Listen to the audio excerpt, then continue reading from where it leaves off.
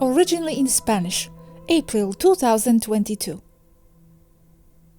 I have a question about soulmates, or whatever they are called. Let me think how to verbalize it so that it is clear. Okay, from what we know, the soul, from the level of the higher self, operates through many, let's say, Sabrinas and many Jeffs, her partner. There isn't just one Sabrina and one Jeff made for each other, because the same higher self lives through many of its versions. So the question would be, Sabrina would not necessarily be with the Jeff she was with before, but with any Jeff, yes? I mean, Jeff who Sabrina is with now doesn't necessarily have the memories of having been with Sabrina before, with that Sabrina here, only with some Sabrina, but not necessarily with the version of Sabrina in front of him, right? Because souls don't follow lines, they jump. Or how is it? Because I'm picturing it like in this image. Right, not with one in particular, and she would not necessarily have to be with one as if forced. It's just a matter of hitting it off. Yes, I understand the graph. You are only with Jeff when you match, but it's not obligatory. And it's not really a contract between souls, although sometimes it can be. I don't deny that. But rather, it's what gives you the security of knowing that with that guy, things do work out. But it depends again on what you want. Just security with a partner, with a desire to grow together, or the implication of not knowing how things would work out with someone new. Personally, I find that stressful, pointless, time-consuming, and headache-inducing. So the whole hunting thing just doesn't do it for me. Okay, let me put it another way. For example, me and Matthias. Talking to each other, we believed that we knew each other before and we had experiences together. But now that I think about it, I was not necessarily with this Matthias or he with this Gosha, which would mean that the experiences we shared in the past would be different. So why did we come together if we were with other Matthiases and other Goshas before? Because you are the two variants of Matthias and Gosha that would be the most likely to come together and not others. Looking at this as frequencies, although all of them would be more compatible than some others, there will always be two frequencies among many that are more suitable. Yes, but that's my point exactly. That guy is not necessarily the one you have spent lives with before, no? Because the linear thread of his soul could have spent time with another Gosha. What I want to know, I guess, is if the people who get together in the next life have followed the same linear thread of lives together, or does it jump around? And Jeff maybe isn't the same one Sabrina was with before. Because I realize that life is very multidimensional and there are many versions of each other. It's just that from the afterlife viewpoint, all the guys and all the chicks are the same, in consciousness and everything. And it is only when you enter an incarnation that fragmentation occurs, like fractals of the same consciousness, due to the effect of the limitations of perception, the point of attention of each one. So in that sense, one is always with the right guy or with the right chick, although there are variants. I guess the idea that I could have been not with this version of Matthias but with another bothers me a little bit. So then we won't have the same memories of what we have lived. So another question, If your frequency changes a lot in this life, in the next one you will jump to another version of your partner that is more suitable, but the memories of past lives will already be different. Again, it depends from which point of view you look at it. From below, they can be different. From above, they are not. It is always the same person. And from higher up, they are not even two people. They are one. Fractals of themselves. I mean from below only. They will have different memories, won't they? Yes, that would happen. But if you are with someone, you grow together. So that growth expansion is shared, further reinforcing the Jeff-Sabrina concept. But wouldn't it be annoying that he remembers living with you in Scotland and you have totally other memories? It will never quite match, which increases or preserves the spark in a relationship. It increases the spark? Why? If everything was the same, one would be dating herself, but with a bearded version. It would be boring. But isn't it nice to remember the same past lives together? And if that Matthias I remember is not the same?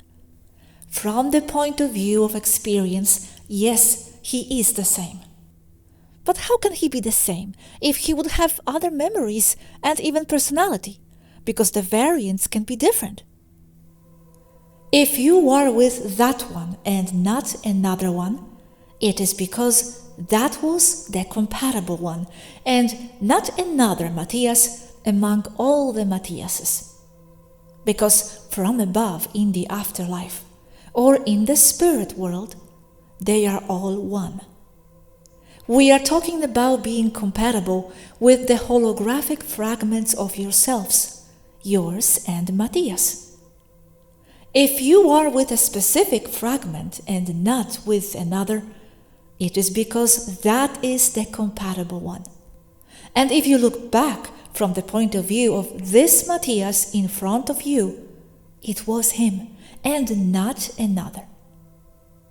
If you remember differently, that's the interesting difference. It makes it interesting to have different memories? It's up to you, and only you, if you find it sad. I don't see why sad, if it's the same one in a nutshell. It's that one. It's him. It's that one only from beyond. But he has other memories and has lived different experiences with me.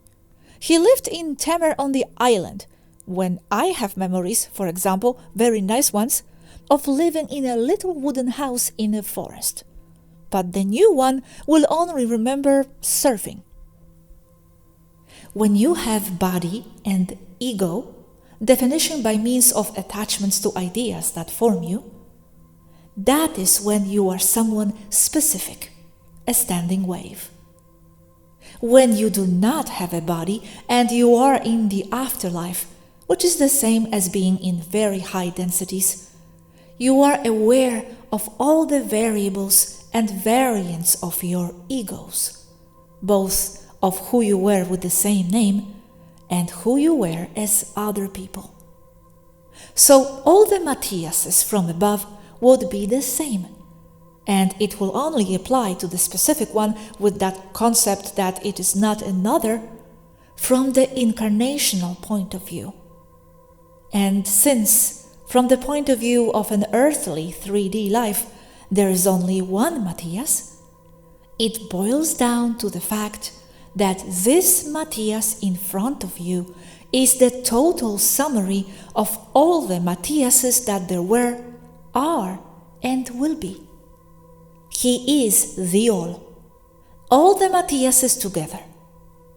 The others, from the point of view of a 3D or even 5D life, do not exist.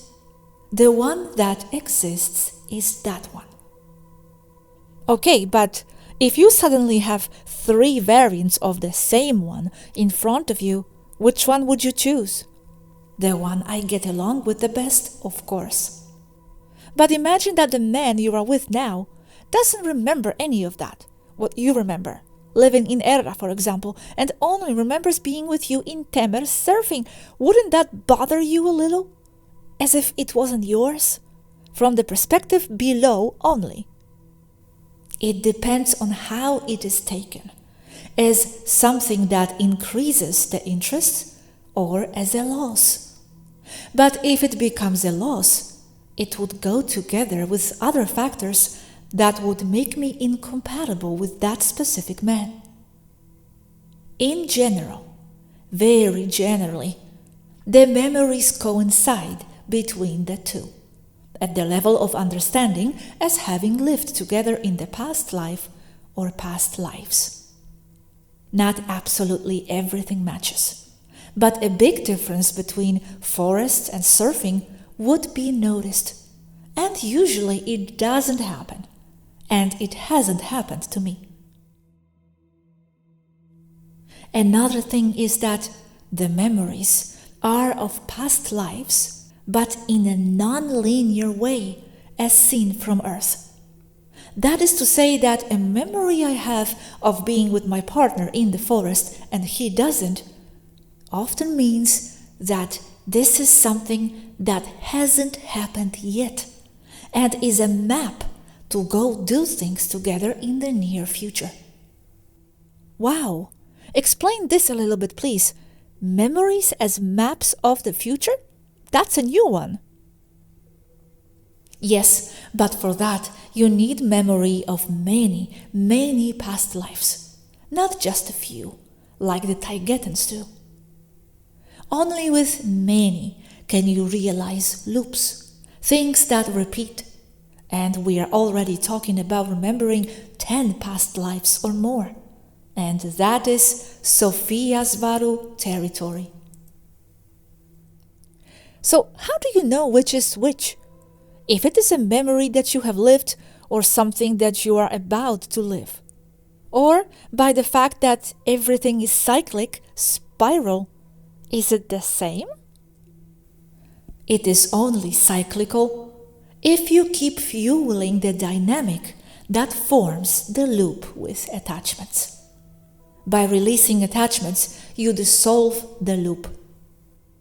Okay, and why do you have to have many past life memories to realize that you are in the loop?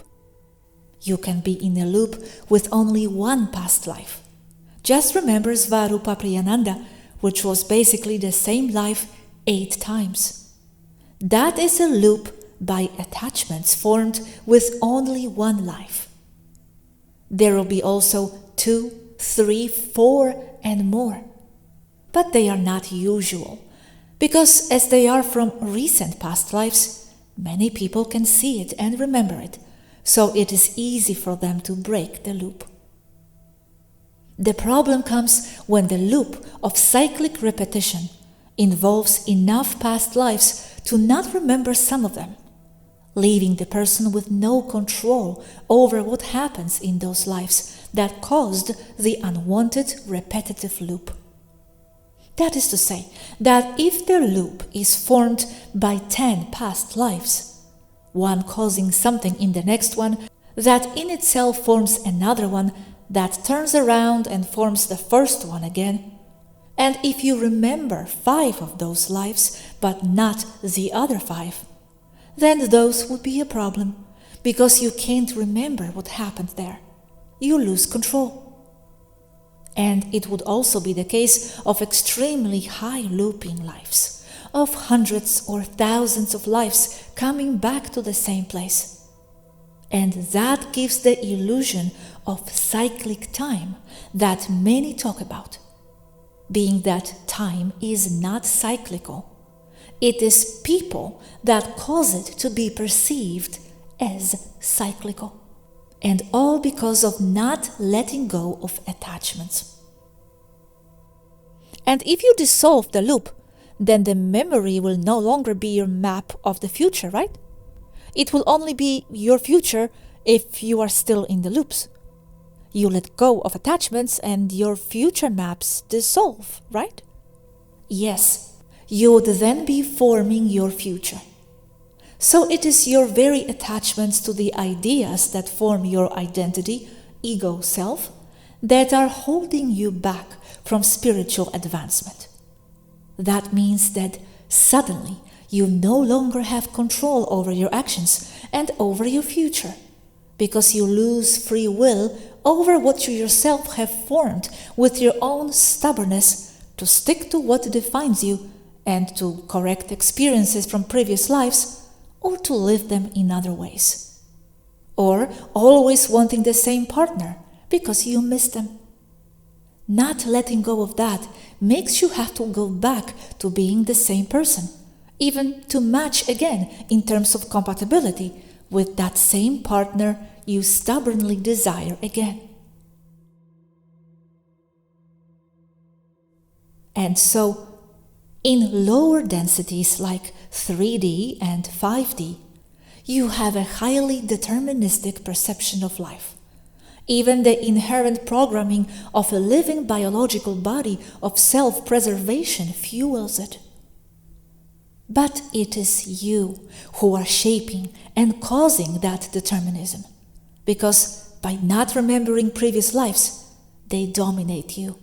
And they dominate you because they define you, and you cannot change them because you do not remember them. And it is directly summarized as that which defines you is the memory of past lives that is controlling you without you remembering it. And that is nothing more nor less than the unconscious, of which Carl Gustav Jung speaks, from where everything manifests. It is that. The only difference with the unconscious, as I am defining it, and the one defined by Carl Jung, is that he, like all the other psychologists who use his base definition, is that he only sees the unconscious as a place in the mind where behaviors are formed and accumulated over a lifetime.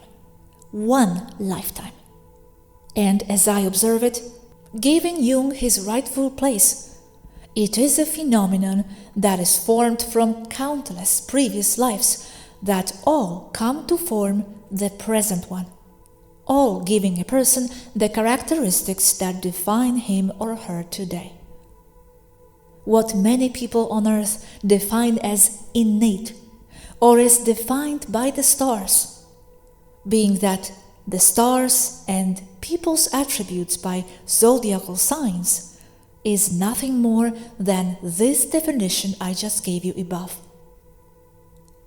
of a total set of past lives forming the personality characteristics of the present one.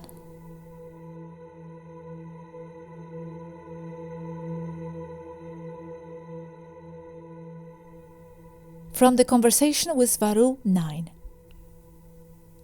The Atmas, which are nothing more than the point of attention of the Source and the Source, enter into a loop of reincarnations as a repetitive circle.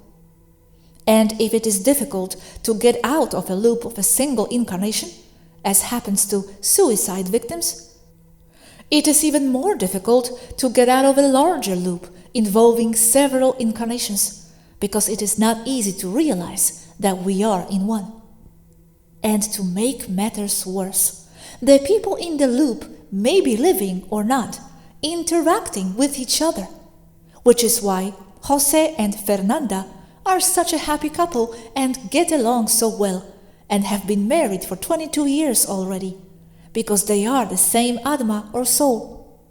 Or Pepe hates Miguel and doesn't know why, but he feels great antipathy because he remembers how bad he felt in that incarnation, and what he hates is his own reflection.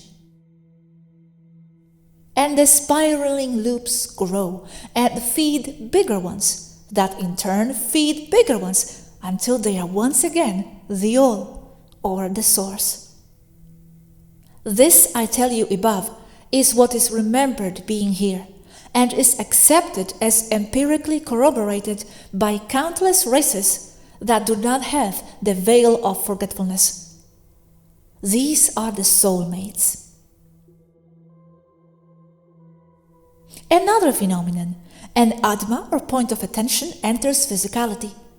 For whatever reason, the zygote divides. It is usually planned, or always rather, because nothing is by chance.